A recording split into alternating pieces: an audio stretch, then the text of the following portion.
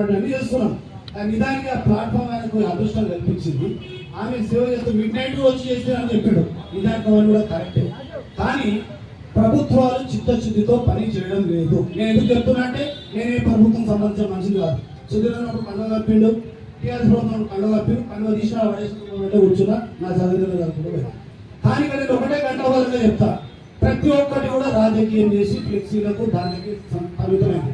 ఈవెందో JAC అన్నారు కదా, JAC కూడా నేను న్యాయంగా పోరాడదామని కూర్చున్నా. దాంట్లో నాకు కొంచెం కనిపించి నేను సైలెంట్గా ఉంటున్నా. ఉండి అయినా సరే సైలెంట్గా ఉంటే మంచిది కాదు.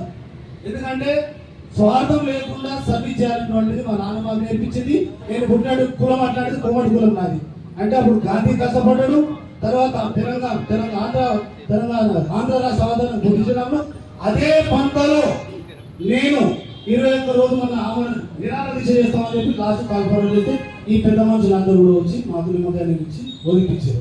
కానీ ప్రభుత్వం దగ్గర డబ్బులు లేవు అనే కారణాలు మనకు తెలిసింది. ఒకటే చెప్తున్నా చివరిగా, నేను ఇక్కడ పంతాలకు పోతున్నారు. పార్టీలకు అతీతంగా కాంగ్రెస్ వారు కూడా జగన్ నాకు ఫోన్ చేసి టైం ఇచ్చింది రమ్మని వచ్చిన. కానీ ఆయన కూడా మేము చేసిన ప్రమోద్ నా తమ్ముడు కదా అని వచ్చి కూర్చోలేదు లేదు తమ్మి డబ్బులు వస్తుంది నేను చేపిస్తా అన్నాడు. కష్టపడుతున్నాడు ఆయన కూడా. నిజానికి డైరెక్ట్ కష్టపడుతున్నాడు. కష్టం ఒకరిది, సుఖం ఒకరిది, పేర్లు ఒకరిది, ప్రెక్స్ ఒకరిది అవుతుంది ఇక్కడ. కాబట్టి ఇవన్నీ కాకుండా నిజానికి యువత మన చేసిన రోజు జేఏసీ వాళ్ళు అది ఇది అని చెప్పి అరిసిరు. నేను పక్కనే ఉన్నా. అది జేఏసీ వాళ్ళు కొమ్ములునే ఎవరికి కొమ్ము లేవు.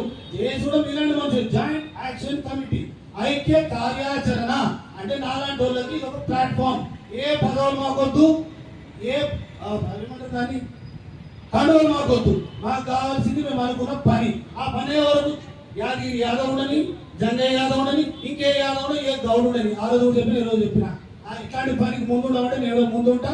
ఆ మరణ నిరాహార దీక్ష తాల్పాలిచ్చింది నేను. పోయిన సంవత్సరం నా వీడియో వినండి. ఇప్పుడు ఎవరు ఆయన చేస్తాను కాదు, నేను చేస్తా. ఇదే ప్లేస్ అంబేద్కర్ చేస్తా అని చెప్పి ఆయనకు ఏమన్నా మీతో ఆ రోజు పోలీసు నాకు బందోబస్తు పెట్టి పోలీసు అక్కడో వ్యాను నా ఇంటికాడ వ్యాను దాన్ని వేసుకపోవడానికి. ఇది రాజకీయం కట్టేశారు. ఆయన ఏదో కష్టపడుతున్నాడు, తీసుకొస్తున్నాడు, 30 కోట్లు ఏదో మళ్ళీ శాంక్షన్ ఇచ్చి మళ్ళీ రోడ్డు చెప్తున్నాడు. అన్న అవన్నీ కంటే ముందు మనకు కావాల్సింది బ్రిడ్జ్. నువ్వు అన్ని రకాల కులాలు, not only Yadavs, not only commerce, not only Goud.